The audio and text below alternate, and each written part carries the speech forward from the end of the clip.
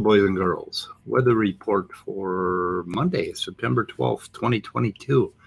And Grignard reagent, let's see. You were human chromosome 2, HC2. You should have said HCR2, and then we all would have known what it was. But anyway, that's one of my favorite topics with Donnie Boy. So, because he is just so ignorant about human chromosome 2. And everybody from Erica to whomever has corrected him on that. Right. And then the other thing is, I love the Grignard reaction. I was telling Scott that I'm not going to tell you why, but I actually did a Grignard reaction with, I think it was benzyl bromide, and I had a little strip of magnesium, and I was dipping it into a tube, and I kept scratching it for like what seemed to me like hours. And then eventually the reaction took off, and the whole test tube or flask started boiling, and the magnesium just disintegrated, and I ended up with this oily substance that I was going for at the top of the flask. So yes.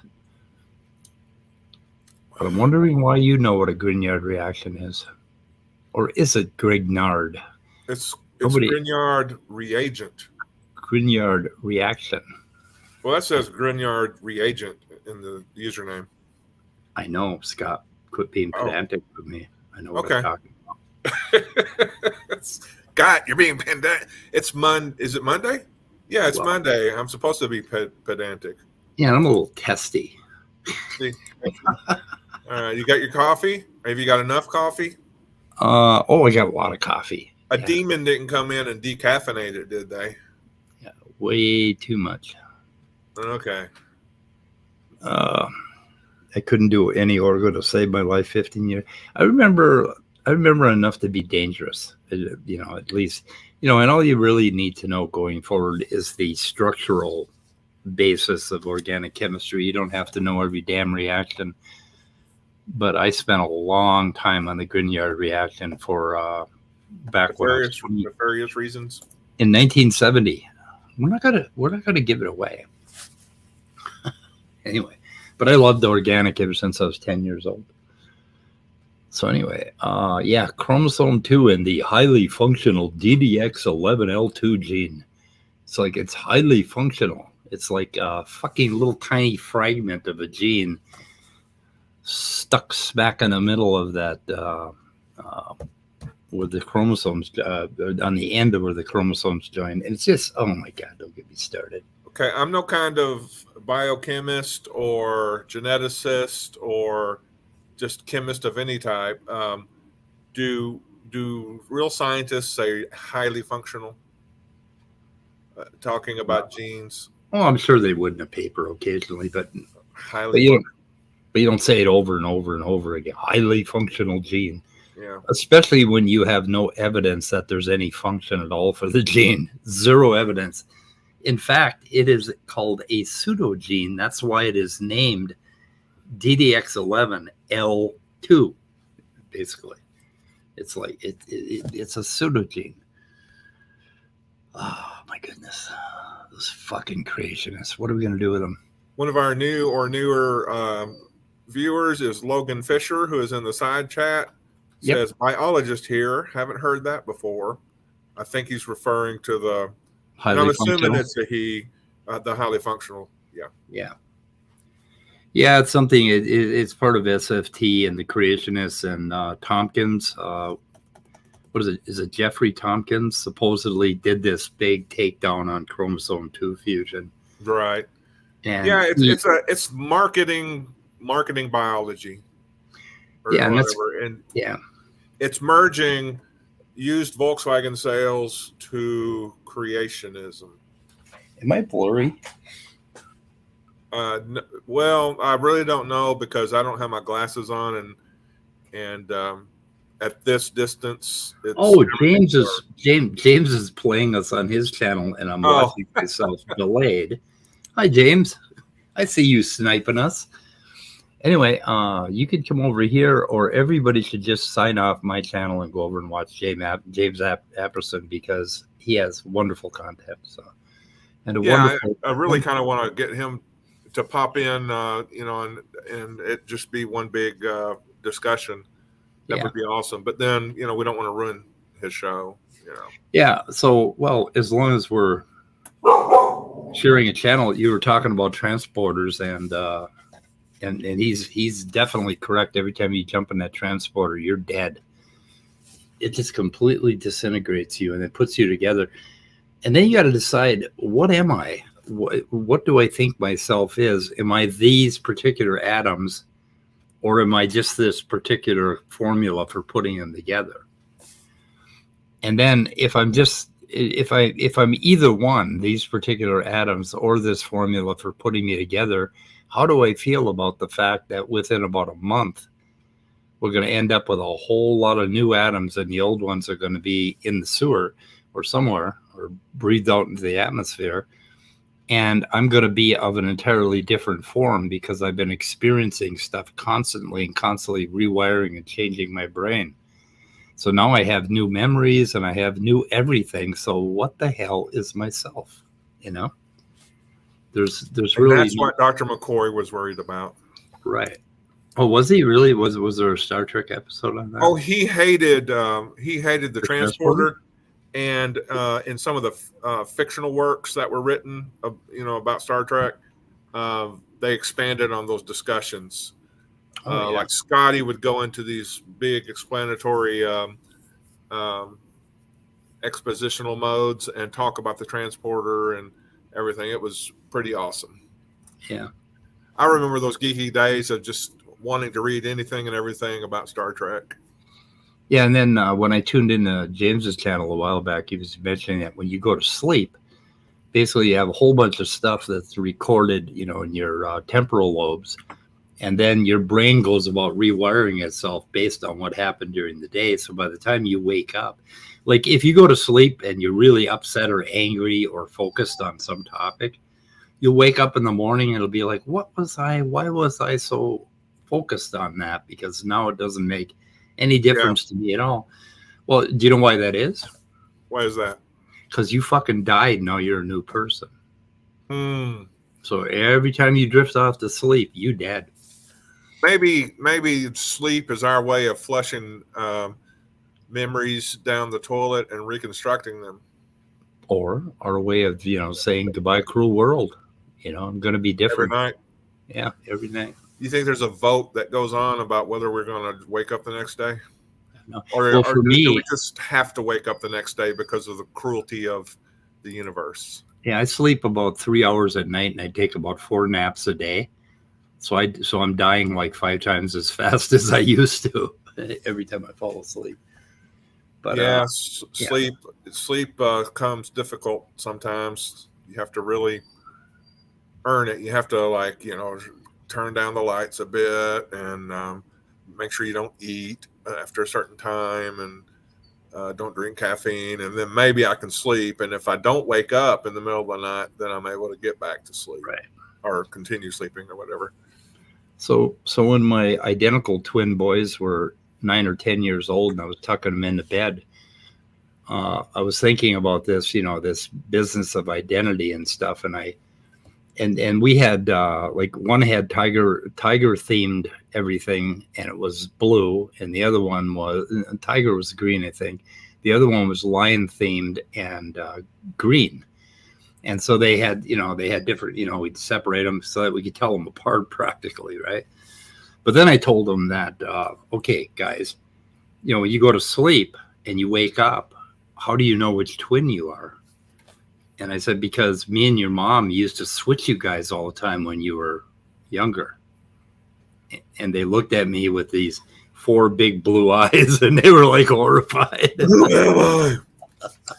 That was the kind of the end of Echoes. That I don't know if it's mediocre. I don't know if it's clever or whatever, but that ambiguous TV show on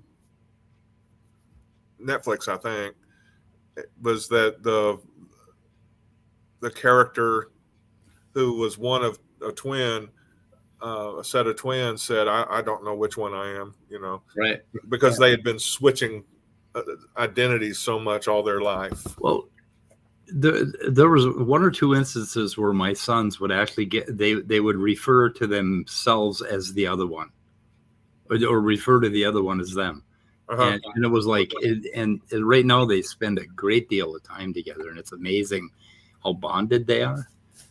I mean, they're like way too bonded for their own good, actually. But yeah, identity is kind of a weird thing, kind of a neat topic. But so I had a weenie picture on I was talking about weenie philosophers, and nobody knows who you're referring to. No, but no, and I'm not referring to who you might think I am. There's I'm referring to Jerry Fodor as an example of something that exists not just in philosophers, but exists at the press level. Like when we were talking about the James Webb disproved the Big Bang, all of that bullshit comes from rhetoric, right? That people publish as basically clickbait. Okay. And when you write a scientific paper, you do the same thing. You put a little bit of clickbait in the abstract. Mm-hmm. And the problem is that, like, okay, today I got this, I'm subscribed to this horrible site. It's called, what the hell is it called? Epic News. It's some kind of like right-wing bullshit website. And I get about 10 emails a day from them. And one of the ones I got today was, strange metal objects found in mRNA in 98% of recipients of mRNA vaccines, right? And so I went and clicked on the thing, the email, and it brought me to a page that showed me all these these microscopic pictures of these weird little metal chunks that were supposedly inside the blood of everybody who got vaccinated. And I didn't read any further. Because I pretty much didn't have time, and I didn't really give a rat's ass because I'm pretty goddamn sure that what they're talking about is bullshit, right? Mm-hmm. And like, but somebody will see that headline, and they'll do the same thing I did. You know, they got a life and they move on, and they're too busy, and they'll go ahead and they'll say, "Oh, did you know that 98% of the people basically have that get the vaccine have metal floating around in their blood?" And well, did you know that 98% of the people that just read headlines and go blab it around are wrong? Yeah. 98% of the people that do that are wrong. Don't we have iron in our blood anyway? There's metal there. Well, these are like, I could pull it. I'm not going to pull it up. I'm not going to do them that favor, but it looked like little chunks of ragged aluminum and crap like that. And it's like, I don't know what the fuck they're talking about. I really don't care. There are neurogenesis relevant genes near the fusion site. Stupid core energy. I didn't know for chromosome 2. Oh yeah, that's the other thing. Is that when that chromosome fusion happened, there were a number of genes that got cut out. It basically looked like they were chopped or messed up, and that may have had something to do with the rapid development of our brains. Basically, of course, the creationists would call that devolution or whatever. But so there's clickbait, right? And one of the biggest clickbaity things is this junk DNA. I mean, it's just like horribly clickbaity. And I link the name and the author and the year of this article in my description, and you can go out and read it. But I thought it might be something that we could take a look at. I was kind of hoping Andrew would come in, but let me see if I can pop this up. Oh, let's see. Anyways, I'm not going to talk about DDX11 L2 anymore. Is it DDX11 L2 or did I screw something up? Yeah, I'm pretty sure. I don't know. It's good to have limits, to know what you won't talk about, what you will. Yeah. Neurogenesis is knowledge of good and evil. Yes. Yes. I wonder, is this what Stupid Whore Energy looks like just before she goes in to teach her class? Because I swear, I'm going to just keep saying this, she gives the vibes of a PhD who also doubles as a stand-up comedian. Yeah. Okay, DDX11L2. DDX11 is a gene on the 6th chromosome, I think, and it actually has a function. And DDX11L2 is a pseudogene. And I did a comparison, and DDX11L2 actually only contains about 15% of the nucleotides from the actual DDX11 gene. And it has none of the functional protein domains that I could identify, so it doesn't really do anything. So calling it highly functional when it is a pseudogene, an actual fragment of a gene. I mean, you can be a pseudogene if you're just a copy of a gene and you mutated a couple times. But if you're a copy of a gene that got cut 3/4 of you cut off, you are not a functional gene. You certainly aren't highly functional. And then then there was a exon on the other side that happened to, on some splices, happened to be a part of it. And they said, oh, this gene is cut right in the middle. No, it's not. It was that exon was fused onto it, basically, because of the absolute I mean, you cut things in half and had it not go well. That's what happened, sort of. Cut things in half and pasted them together. Used to do that all the time with my car, with my muffler. Used to do that all the time with my muffler when I was poor. Yeah, I think me, a clothes hanger and a muffler often got into a wrestling match, right? Trying to keep things going. Yep. Hey, it's Jason Torn in the side chat.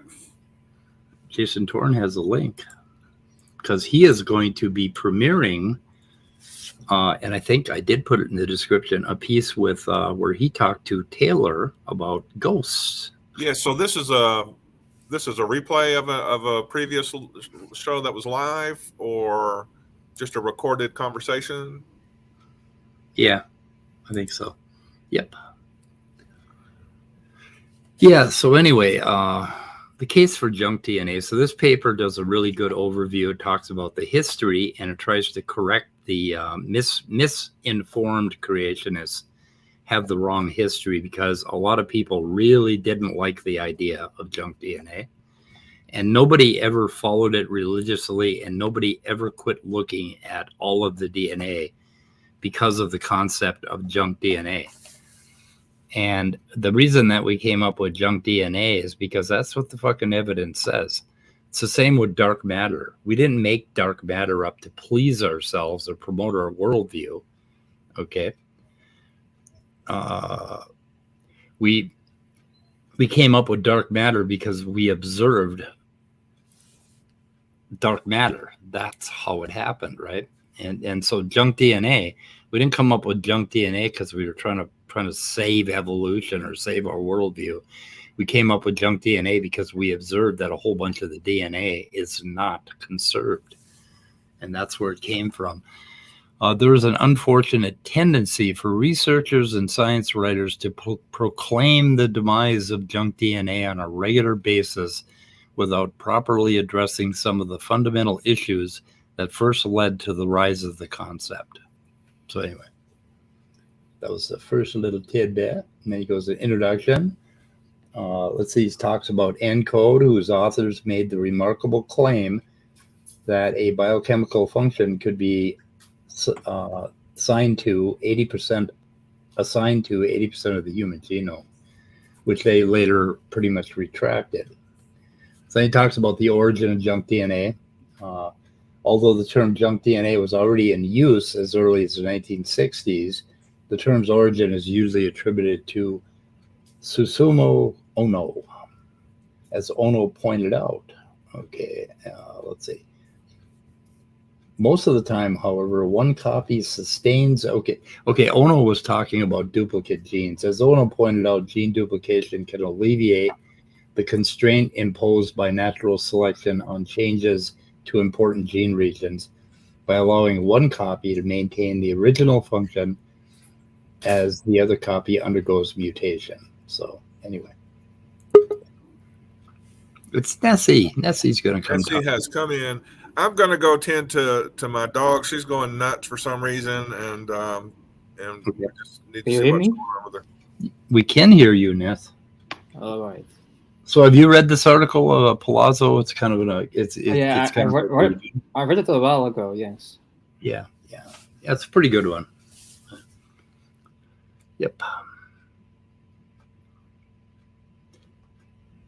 Yeah, that's the other thing is the DDX11 genes are close to telomeres in the chromosomes that fused, and in basically DDX genes for some reason are close to telomeres.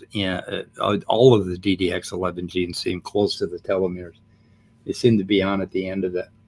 Just all really good evidence for a fusion event. Anyway, it's now become something of a cliche to begin both media stories and journal articles with the simplistic claim that most or all non-coding DNA was long dismissed as useless junk. And he points out that that was not the case. Nobody ever did that. Like even in Susumu Ono's original paper, he mentioned promoters and such. So promoters are not coding DNA, but still functional DNA. So they already knew about that. Yeah. Yeah, this article pretty much cuts the whole bullshit about it. And then they come up, they pretty much decide that about 9% of the DNA is probably functional based on nucleotide sequence and would be conserved to some degree, to a higher degree than the rest of it. But where does that leave? 91% of it is not all that conserved. And the concept of junk DNA is not based on ignorance about genomes. On the contrary, the term reflected known details about genome size variability.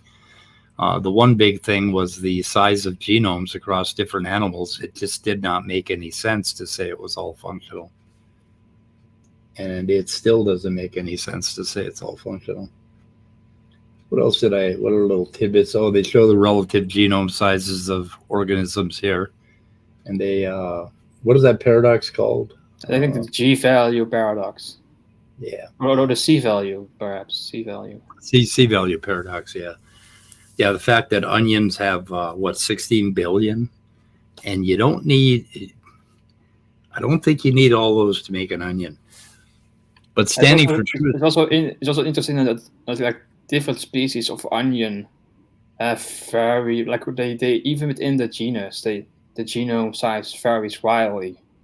Right, and garlic is a lot smaller, and it's very, very closely related. And then he goes on about, did you hear Donnie's comeback on why the genome of the onion is 16 billion base pairs? I just ignore him for the most part. It's so funny. He claims that it's because the onion was designed to survive, like say at the Arctic Circle, or it was designed for a high degree of variability. So there was a lot of created heterozygosity in the onion, like 14 billion base pairs of created heterozygosity that God put in it, because apparently God fucking loves onions. Also, heterozygosity has nothing to do with genome size. I know, that's the other thing. I'm just I think he just makes stuff up. I don't know if he's aware of it, that he makes stuff up, or he's just that ignorant, but I have no idea. Yeah, and that goes to my weenie picture in the like Jerry Fodor, when he came up with his paper and his book on natural selection. That basically was taken up by a bunch of people because of its headline ability, its clickbaitiness, right? And this stuff becomes gospel among certain people that only read at the top, and they never actually try to understand what is really going on. And that is just that. I mean, that's a continual problem across all of media.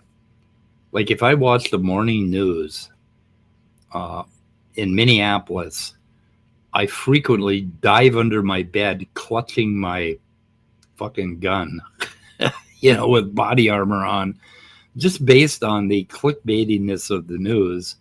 I swear that my life is in jeopardy, and it's just, and this is happening in biology so horribly that it kind of pisses me off. So anyway, I don't know what happened to Scott. Okay, so I'm then, back. Are you back? Yeah, I had to take care of the dog. Now, Stupid Whore Energy had a great idea earlier, and she said you ought to assign papers as a homework. So I guess she maybe wants to make comments and get into discussions about it as well. So, you mean in advance? You mean in advance, or I compromised the language a little bit and said as soon as you realize you want to cover it in a stream.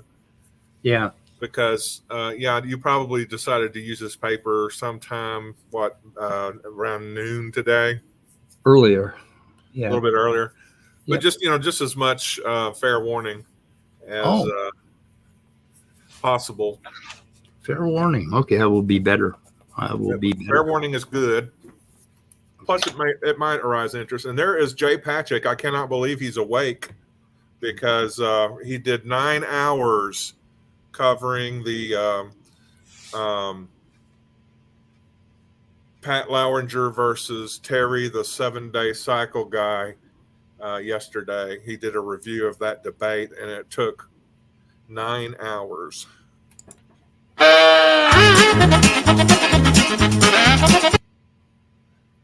Guess what? Yeah. Guess who's in the side chat? It's Otangelo. Now, was CRISPR-Cas9 in the side chat earlier, or were people talking about CRISPR? Oh, he's talking about the CRISPR-Cas9 system. Okay. Also, I have already had a conversation with Otangelo on the League of Reason forum where he admits that irreducible complexity is not a barrier for design. He makes excuses for why, in one particular instance, irreducible complexity can evolve, but then he admits that it's not a barrier. So yeah. Otangelo admitted that? Yeah, of course he makes excuses for in this particular example, it can happen, but not in all other examples. Yeah. Right. Let's see. Okay, so we did summon CRISPR. Oh, we summoned. How do you do that? I don't know. Someone said DDX. That's a very specific way of summoning somebody. Yeah. And then, this paper goes on to talk about transposable elements. Well, Jay had a comment. And thank you, Speed, for immediately removing the spotlight. Oh, I'm sorry. I didn't even realize that I did that. Yeah, I was just spotlighting that. It was a fun. I got worried about Jay for spending too much time listening to Terry, because that's just not good for your health. I just can't help it. When I see a Jay comment, I just have to replace it with somebody else. I guess so. I'm sorry, Jay. You're back. Okay, we care about you. Jay's a man. I just worry about him. Yeah, I do too. Anyway, so let's see. What does the paper say about ERVs? However, the vast majority of these elements, which make up about 48% of your genome, are inactive in humans due to a very large fraction being highly degraded by mutation. So highly degraded that it takes a really, really careful program to even find the damn things, because you can barely tell. There's just remnants. Let's see, parasitism framework where each TE can be classified along the spectrum. Oh, yeah, somebody proposed a way to classify them between parasitism and mutualism. Let's see. Nevertheless, there's evidence of organism level function for only a tiny minority of TE sequences. Okay. SFT talks about one or two, and he shows paper after paper after paper. You can show 10 papers, and that means you found that 10 of the TE sequences are functional, But my friend, there are millions and millions of them. And if you show that 10 are functional, you have not shown that they are all functional. You have shown that a couple happen to be. Anyway. Then the other things that are talked about are highly repetitive DNA, like the telomeres, centrosomes, and other repetitive elements, which we find vary among human beings. And that's how we use DNA to identify people. And we all know that from crime scene investigation and Law and Order. Boom, boom. Wait, John Oliver did a big thing on Law and Order on Sunday. Okay. That was his topic, right? And he ended it with that little dome noise. Yeah. He said there's no better way to end this show than this. And he goes ahead and does it. But he was talking about how Law and Order kind of tends to make the police look a little bit unrealistic. So anyway, it was a pretty good series. Okay. And then they talk about, I'm not going to go through too much of this, but it talks about introns. And the interesting thing, there's an interesting piece on introns that about, let's see, sequences are bound to appear. Oh, okay, so what does he say here? 1.5. Okay, the first and last 150 nucleotides of introns are functional. And they're approximately, on average, 1,500 nucleotides. And so we got about 300 out of 1,500 that we can show any function at all for. And you'll find ERVs and transposons in the middle. And it's just like a lot of intron is very mutatable and very junky looking. Doesn't really do a hell of a lot. He talks about the nearly neutral theory of evolution, which is important to read. And what else? Evolution of the nucleus. And then I got tired because I think I haven't read the last page of the paper. So anyway, there's that. I watched a documentary about fungus this morning. Oh, I saw. Which one was it? We seem to get the same things all the time. Did I send you the link to it? You might have. Yeah, it was just very interesting. Okay. I can't remember the name of it. Now, there's one on Netflix that I saw quite a while ago called Fantastic Fungi or Fungi, whatever you call the word. That was a good one too. But yeah, that's pretty good. Yeah. The ancient, fungi, the big, tall tree-like structures.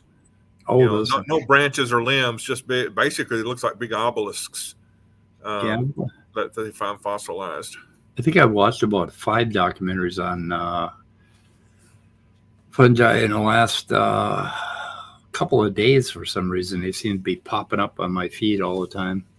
And, the cool thing is, I didn't realize this, but that because our body temperatures are 37 degrees Celsius or 98.6 degrees Fahrenheit, that most fungi won't affect us, won't take hold in our body. Of course, we have various funguses that will, foot funguses and things like that, that will attack us. But mostly, we don't succumb to fungus infections like other animals who can tolerate cold. But since the planet is heating up, fungus are adapting. And so one of the things we can look forward to, thanks to global warming, is more and more fungus infections that aren't just itches, but they can, in this particular documentary, they showed how on an island in Vancouver, or is it Vancouver Island? I don't know. There's an island in Canada, and the pets started getting these fungal infections that, they would have, trouble breathing and they would die.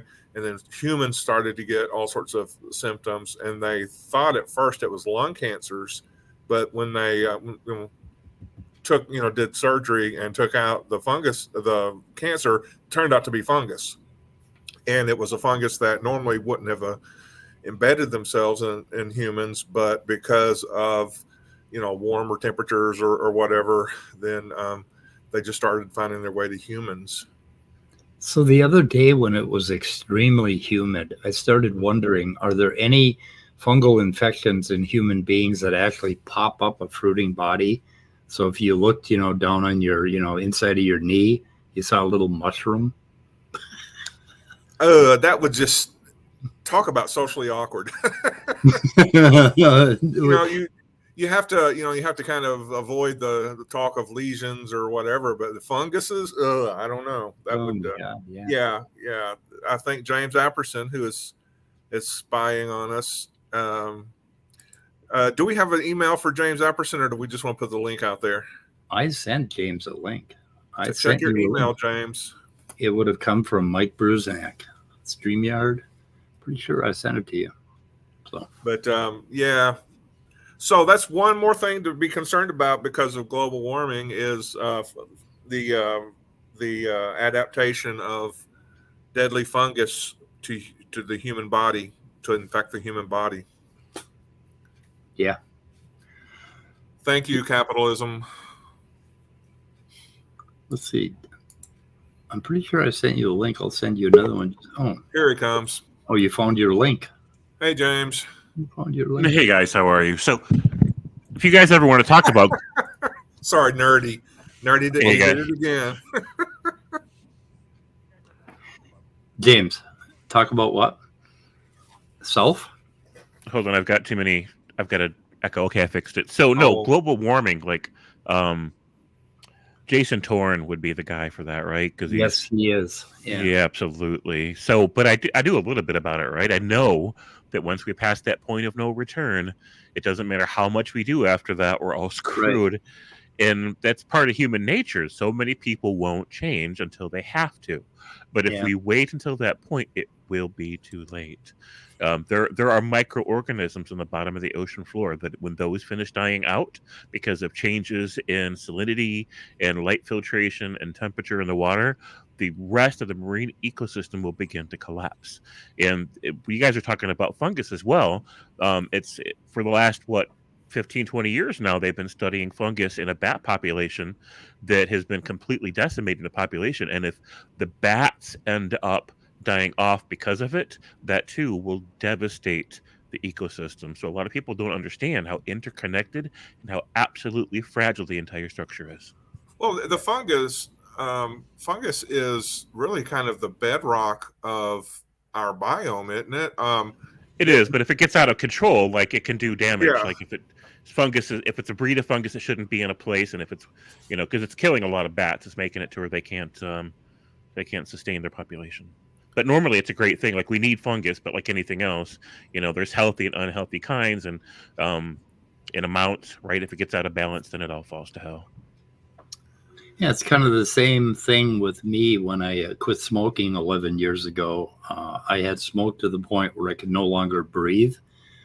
And now I knew that was coming 10 years prior. And if I'd quit 10 years prior, I would still be able to run up and down the block. And right now, if I ran up and down the block, I'd probably have to be on oxygen for 10 minutes to recover because we wait until the last goddamn minute before we think it can happen here. What is that? Frank Zappa, It Can't Happen Here, from Colony Vegetable album back in the 60s or whatever. Sure. Or I forget what the album. Do you know what album? Does anybody know what I'm talking about? The first Frank Mothers of Invention album. And one of the songs was Colony Vegetable, which is, anyway. But now we just say don't look up. That's the new way of saying it. Don't look up. Don't look up. Yeah, can't happen here. Can't happen here. Yep. The short version of this fungus discussion is there's a whole lot of itchy balls in the future for us all. Itchy everything. Oh, the bottom of your feet is the worst itch ever. My son, when he was having ear infections, we put him on something, or the doctor did, and he stayed on it for a little bit too long, and he started getting fungus in his tongue. I forget what that was called, but we had to give him fungal whatever medicine, and it finally cleared up and went away. But yeah. Yeah, Tangelo, they're not doing that anymore, okay? They're not doing it anymore. They use scaffolds, and the reason they use scaffolds is because scaffolds actually make sense to use scaffolds, and scaffolds, you're not going to get a perfect sequence, but now sequencing technology has advanced quite a bit. Tangelo, go read the new stuff. Oh my God, why do we talk about it, Tangelo? So James, what was your stream about earlier? So earlier today, originally, I was hoping to discuss chapter 1. We're going to go through the entire book for Rebekah from Bread of Life. You Somebody have a book? it. We have her book on PDF, and she actually sent a link. She's like cool with us just reading from that. And but people pointed out that a lot of people weren't present that want to be able to hear that, because I hadn't scheduled it. I just was going to do it impromptu. And so we're scheduling it for tomorrow morning around 11 a.m. Eastern Standard Time. I haven't officially scheduled it through StreamYard yet, but I'm going to. We're going to go through chapter 1 and see how long that takes us to go through the chapter and some commentary, because I want to give Rebekah an opportunity to review that and respond to it. But if we end up at 3-hour streams at a time, that's just too much for her to have to go through. So we want to keep it in chunks, just in case she wants to go through and see what we had to say about it. So. That's excellent. That was originally what today's stream was going to be about, until people pointed out that we should schedule it instead. So then we had a bunch of other topics to discuss. We talked about suffering. We played the video from Paul Bloom about how suffering is a necessary part of the human experience, pain and setback and risk and triumph and things like that, and about how if we had a world, even a heaven, like an afterlife, right, where there was none of that. And Bibles say there'll be none of that in their afterlife theory. Life would lose all meaning. And so Paul Bloom explains why life would lose all meaning in that context. Right. And so my point about it is that when Christians like Rebekah try to get people to sign up to Christianity, they're trying to book you a passage, one-way trip on the barge of the damned, because they're trying to, like, in celestial North Korea, where there'll be nothing to do all day and night except, lick the throne. And no, thank you. So, well, if the throne is made of chocolate, I don't think I would mind that, but that's a question. When you sit down and have a wonderful Reese's peanut butter cup, the reason it's so wonderful is because in some very small amount you are suffering low blood sugar, so you are suffering a little bit when you are hungry. When I say, "Oh, I'm hungry." It's just that we Americans don't understand that that's suffering because we don't let it last longer than 35 seconds, right? But that is suffering. So basically, but a great deal of the enjoyment of that Reese's peanut butter cup is that suffering that's still going on in your body while you're chewing that peanut butter cup, right? Well, it's in your mouth and you're absorbing it. If it weren't for that feeling, you would not enjoy that peanut butter cup in anywhere near the level that you enjoy it. It's because your blood sugar is low and you are in a sense suffering. So get rid of that in heaven, and peanut butter cups are not going to if anybody thinks they're going to stuff a bunch of peanut butter cups in their backpack and go to heaven and sell them at a premium, it's not going to work. Nobody's going to want them. No. Right? So apparently there is a wrong way to eat a Reese's, in case anybody was wondering. What is it? I stuff it all in my mouth, like as much as I can at once, and then I just suck on it, and let it just slowly filter into my body. Speed, I don't think anybody wanted to know that. Yeah, I mean, it's like, do I want to make an adult joke? Do I want to just be quiet and let the moment pass for a minute? But one of those giant ones with the 4 or 6 peanut butter cups, like 2 of those, man, just stuff them all in there.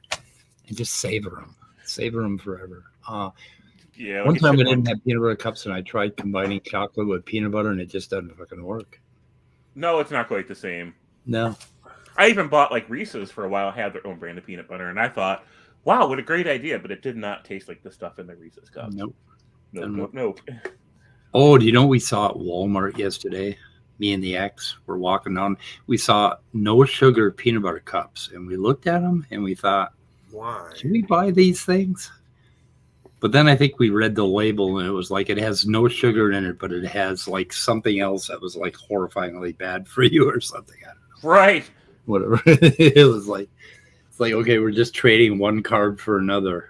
I think Probably one time worse. I had some sugar-free turtles, so chocolatey caramel or nougaty peanuts or whatever, and those were pretty good. They were okay, but Yeah, but I'm afraid it you're was afraid like, to eat too many of them because that might have digestive tract problems. Yeah, but no, it was like I ate those and I had this feeling that like they were zombie candies. Like they weren't real. There was something really missing. There was. It was the sugar high. Technically, they were candy, but they just didn't seem real. Yeah, it was like they were reanimated. Like they weren't. This is really how the zombie apocalypse begins. Yeah, exactly. I think so. But anyway, suffering is very much related to the idea of self. And like the whole Buddhist thing with suffering, with eliminating suffering and desire, they're not talking about eliminating it. They're talking about not dwelling on it. Because one thing human beings do is we'll hurt ourselves and we'll, suffer through the pain like any other mammal. And then the pain will reside, but we're still walking around pissed off for about, an hour afterwards. Mm-hmm. Or if you realize that you're going to be in pain tomorrow, you will make yourself in pain all day today, waiting for that pain to happen tomorrow, right? Mm-hmm. Mm-hmm. Like I remember, I'm old enough to remember the first polio vaccines, and they lined us all up and they were going to give us a shot. But we knew like 3 days in advance that we were going to get these shots in the arm, right? And I suffered for 3 days. Weren't those the shots that made the big scars in your arm? It wasn't like a normal needle. It was I think that's what is that, smallpox or something? Yeah, I still got those. Smallpox. Don't kids get those anymore? They don't have those like little scars anymore? No. It was the mark of the beast. The mark of the beast. I've got one right here. Yeah, for the longest time I had it scarred, but it, how it was like having a little pit in your arm for a lot of people. Mine was like just this round, rough-sized, smooth scar tissue. Yeah. Back in the 60s, a lot of us mistook that for a drug port, but it didn't work anymore. So. Anyway, that's another story. Yeah. It's a long one. Anyway, what else? Let's see. So the Jason Tayler thing I'm looking forward to. My son is going to want to walk me, so we're going to end a little bit early today. So what is the context of that discussion? I wish Jason... I don't know. Is it a previous discussion he had in private, or was it like a live stream that he did on a different channel that he just clipped that portion of it? Or he don't want to give us any spoilers at all. So, there he is. Oh, there he is. Are you in a spoiling mood? Hey, can you hear me? Can you hear me? We can hear you. You sound good. Yeah. What you guys were asking?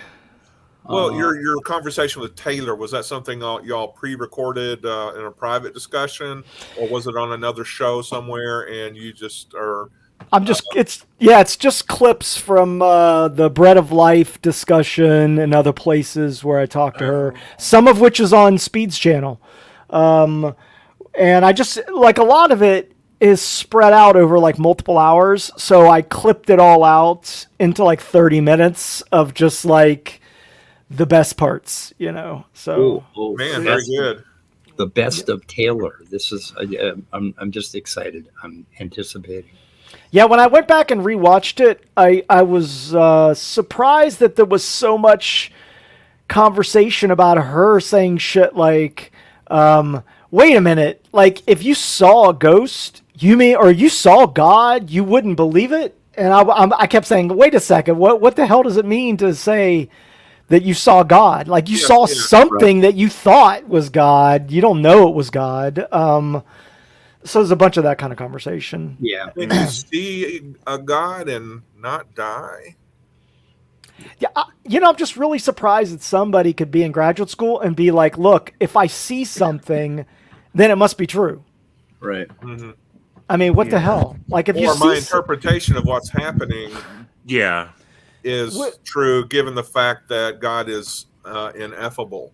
Look, there's how many times have there been people that have been like, oh my God, I saw X and we're like, wait a second, there could be a bunch of reasons why you think you saw that, and that wasn't the case. We're not just going to jump to the conclusion that because you said you saw like Bigfoot out in the woods, that Bigfoot exists. Right. Scott, to be fair, right now God's crying saying, I am so effable. I choose to be celibate. Well, some of your saints disagree with you. Right. Yeah, I walked outside once, and in the corner of my eye, I saw a black crow sitting in a tree. And then the black crow proceeded to run in circles around the tree. And within something like 20 seconds,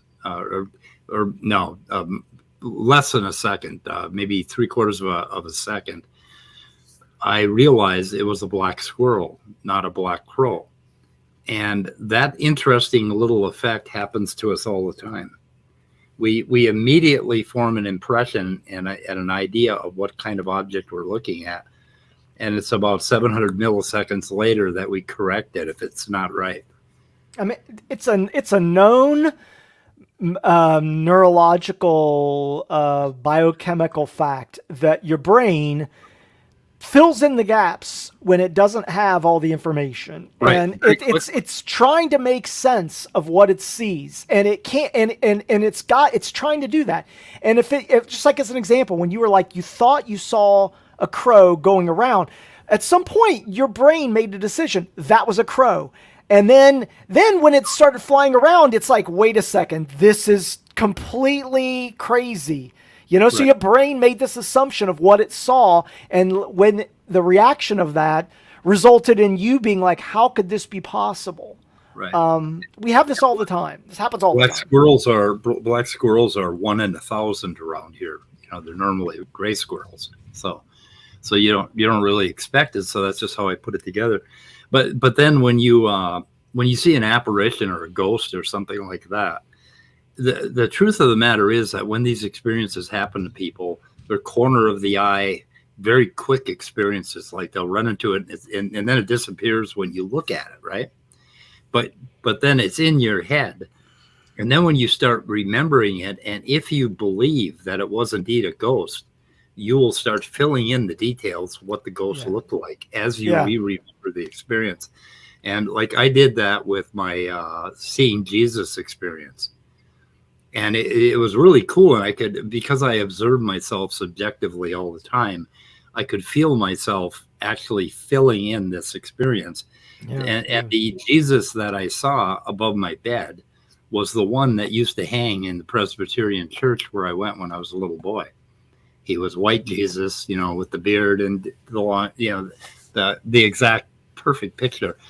And it was really cool. And now when I think about that, when I remember it, that's what I feel. But now when I first got up, I managed to think about the experience for a while and record enough of what was going on. And what I felt is a presence above my bed, like there was something up there. It was just like a big, gloomy, like I probably saw the ceiling, shadows or whatever. And I woke up because I was having one of those brain crash moments when you fall asleep and you start to dream and then you suddenly wake up. And that's what happened to me. And I had this weird experience of a presence above my bed. And the reason I was thinking about Jesus is because I was faking being a Christian on this site that wouldn't allow atheists.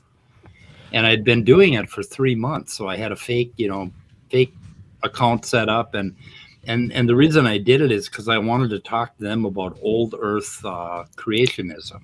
The idea that God created the Big Bang in such a way that it would create, life, that sort of thing. And that's why I went on there, and I've been playing these people for 3 months. So in the process, I had to pretend to be a Christian. So I was just doing that before I went to bed, and then I went to bed and had a brain crash. Of course, the first thing I'm going to think about is fucking Jesus. It's like, so I just want to say that for anybody that has missed most of the stream so far, Spooky Bed Hair has the best summary of it I've ever seen of any stream ever. Every one of these topics is something that we've talked about. Onions, spooky, a ghost. Mushroom. We've talked about fungus. That's a little black squirrel. God, what would we do without Spooky? I don't know. I'm speechless. He summed it up perfectly. Icarus. That's pretty cool. Yeah, somebody came back at me and said, "Oh yeah, you faked being a Christian," and I don't know. Somebody was like getting on my case about it. It's like I had to do that in order to get on the site. I mean, what could I say? They weren't going to let me in if I told them who I was. Suck it, Christians. Hey, check this out. What? See my dog? What is it? See my little puppy? Okay, look at her face. See that? Oh, okay, that's my Shih Tzu. Okay, now look at my shirt. Oh man. Ooh. That's like a custom shirt I got made for my dog. How long have you had your dog? She is 4 years old. 4 years. Awesome. Yeah, she's not that old. She's a Shih Tzu. But yeah, this is custom made. I made this. I had like a picture of her, and then I took it and used like a filter to turn it into like an art piece, and I put the dog love below it, and then I took it and had it made. And the people at the print shop are like, "Oh my God, this is professional. You should get this made all over the place." I'm like, "That's my dog." It's very individualized. I have and while you were talking shirt. about it, what was that? I have a tropical shirt just like that. Well, not just like that, but I have a tropical shirt that I picked online, and then I uploaded a picture of my little weeinie, and so his face is just like all over it, which is pretty cool. While you were talking about it, the real dog was right behind you. Oh yeah, looking up. It was kind of cool. She's there she is. She's right there. Yep. Hey, she heard her mom coming home. So anyway, James, are you still streaming over there? Oh yeah, can you hear me? Okay. Yeah, but you're still streaming. Yeah. So people were saying that they couldn't hear your channel on my restream, and that's why I wanted everybody to come over here, because I can't, if I leave the sound on my restream, I'd have no way of turning the sound off that I hear while I'm on your stream. Right. And so I end up getting an echo. So I had to turn that stream sound off. But then I forgot that Jay was restreaming off of me, so then none of his people could hear anything. So people had to drop a link to your channel so they could come over here to hear it.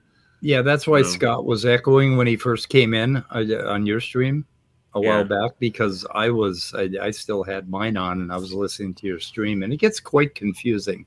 Yeah, it does. But anyway, my suggestion is that everybody go over to your stream, and I shoot her in the head a little bit early today so that I can go for a walk. I wanted to say one thing. Leo is in the side chat. I wanted to say that Leo was on Ea Dawah's channel, and they absolutely got so triggered at Leo and had to boot him off. And it was all about the meta. They were like, "Oh, he's over talking. Oh, he's this," but they couldn't address Leo's question. They were talking about some morality issues, but like, they totally couldn't handle him, and they had to boot him off because they were just chicken shits and they couldn't handle the discussion. So I just wanted to say anybody have a link? Oh, I'm sure. Like, I can find a link. Surely Leo's going to upload that. He probably will clip it. Yeah. Leo says it was insane. Yeah, it was insane because he had the response. Like the guy, I think the guy was, I can't remember the exact conversation, like specifically what they were talking about, but I just know that he doesn't plan on clipping it. Let me see if I can find it. I've got his website or his YouTube up here. It was just like a couple days ago. Yeah, I'd like to see that too. Leo's brilliant. Like I never mind yielding the floor to him because he's always going to say something 10 times better than whatever I was going to say. Yeah. So this is, let's see, solo layout. Can I do solo? When was this? This was like Let me look at this guy's videos. Here we go. PM, notify me. Videos. Recent videos. It was a live stream, past live streams. I think it might be this one. Let me see if I can go ahead. We got the gauntlet. We got Haroon review and reaction. 1 day ago, 3 days ago, Tino, let's talk all things God. Did you figure it out? I'm looking for it. You guys can keep talking. Let me see if I. Talk amongst Yeah. yourselves. I think I wanna hang it up, guys. Is that okay? Sounds Sure. Yeah, everybody go to James's stream. So let's it's linked in the description, but I'll make sure I link it again. good. Well, when's Jason's stuff starting? In 55 minutes. 55 minutes. 55. Yeah. I'll be there. Okay, cool. Yeah, It's only 30 minutes. It's a digestible chunk of time. 30 minutes. Nice. Here we go. Oh, your stream is like black right now. I don't think it. Oh, wait a minute. No, I quit playing. I'm not sure what's happening with your stream. It's like totally dark. That's horrible. Anyway, okay. Let's put that one in the chat, and then we can shoot in the head here, and people can go over there. I think that's Secular it. Pagan Mom, I'm so sorry. I wish you could have joined us sooner. Oh no, that's a different one. This one is discussing Bread of Life's Presup guest. Okay. Especially when it's supposed to be anatomy specific, especially when the whole meaning behind it in that religious conservative culture is specific. Oh, am I to playing specific this? body Oh my parts. God, I'm sorry. Anyway, Anyway, he sounds familiar. yeah, I thought you were talking. I thought you were actually talking. No. It gets confusing, like you said. Okay, here's the proper link for the current stream that James has going. But okay, guys. Oh, wait a minute. Hold on a second. I found the thing with Leo. And I'm gonna put that in the description as soon as you post it for me. Yeah, Okay. I want to watch the Leo thing. So we It can is. I'm putting it in the main chat. That is the link to the Ea Dawah thing with Leo, and I think if you scroll ahead, like I forget what the time stamp was, but if you just scroll ahead, you'll see Leo's icon in there. He's in there like in the it's like a third of the way through. That's when he jumps in, but he's not there that long. You know, just long enough for them to throw him out. So. Well, what kind of icon does he have?